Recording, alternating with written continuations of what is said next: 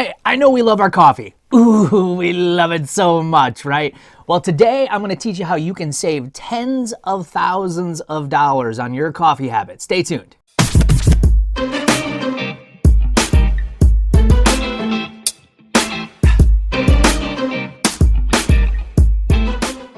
Hey, it's Brad Nelson with Balance Sense Financial Coaching, bringing you more tips today to help you save money and pay off debt so that you too can melt away your financial stress and live a debt-free life. Hey, we are turning our focus to saving money, and every week we are going to be tackling a new way to save on things you're already spending money on, so check it out.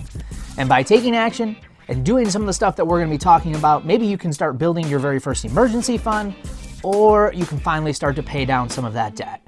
Now, the next tip we're sharing is how to save hundreds of dollars and even thousands of dollars over your lifetime on coffee. Now, wait, before you close out my video and say, no way, Brad, there's no way I'm giving up my Starbucks or my Dunkin Donuts or any of that other high-priced cup of joe. I'm not here to take away your coffee. But seriously, let's consider some of the numbers here. Now, according to a recent study done by Amerisleep, we're spending a good chunk of change on coffee these days. Their study showed that women actually spend the most, about $2,327 a year on coffee, and men spend about $1,934 a year on coffee. Now, if you're between the ages of 25 and 34, you spend the most, about $2,000, and if you're 35 to 44, you spend the second most, about $1,400 a year. Now, the older people in this country are crushing the younger people because after the age of 45, the amount of money you spend on coffee significantly drops. Now, I love my coffee, right? In fact, I am a huge Dunkin Donuts fan. But guess what? I love my bank account more and the security that having that money in my savings account brings. So let's pick on my coffee habit a bit and why I made the switch many years ago.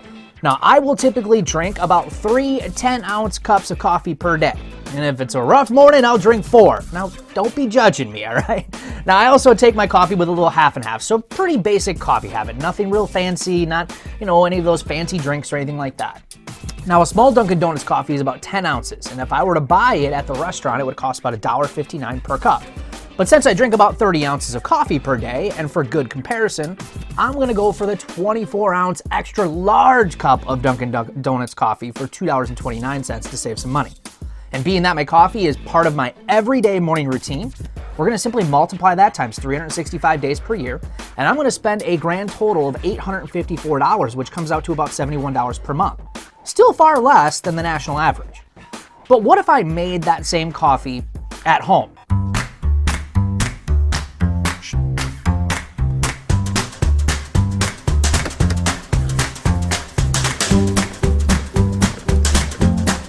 Now, at the time of this post, a Dunkin Donuts 45-ounce bag of coffee will cost me about $20.39 at my local grocery store.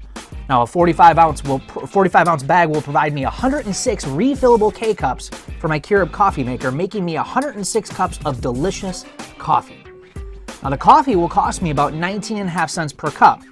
Add in about 5 cents for the half and half, and I'm only paying about 25 cents per cup or 75 cents for those same 3 cups of coffee every single day. And as I mentioned earlier, we're going to just, being that it's part of my everyday morning routine, we're going to multiply that number by 365 days per year, and I will spend a grand total of now $273.75, which comes out to only about $22.81 per month. So let's do some quick comparisons. Buying my coffee straight from the source, like going to Dunkin Donuts, the restaurant, will cost me $854 a year. But buying and making my coffee at home will only cost me $273 a year.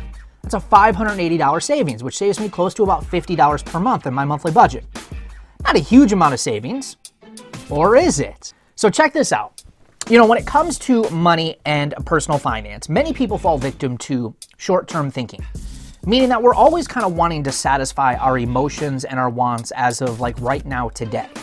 And many of us aren't considering what those spending habits are doing to our future and what our potential could be. For instance, many people might say that, for $50, Brad, it's just not worth it. I'm not going to kick that habit. Or they may kick that habit only to save that money, but then find something else to spend that money on. But what if we didn't do that? Let me give you a glimpse of what I mean. You took that same $50 savings from this simple coffee habit and you invested this into your retirement account for the next 25 years, and let's say the market averaged an 8% return over those 25 years, you would now have $47,372 in your retirement account from that $50 savings. Meaning that $50 a month would have made you $32,372 in additional money. That's like a whole car. Now that's a habit change worth thinking about in my mind. Now when I started this video, I told you that I'm not here to take away your coffee. But the purpose of this example is to show you that all of the small purchases that we make, they do add up. But they are also the easiest purchases to overlook because they don't hurt nearly as bad when you're only spending several dollars at a time. Now, what if we found ways to save on all of these small purchases that we're making, and we use them to build a solid financial future? Now, in today's example, we used $50 a month by just making some simple coffee habit changes. But what if we did that with all of the purchasing habits, and maybe even started to pay down some of our debt and earn some of that income back?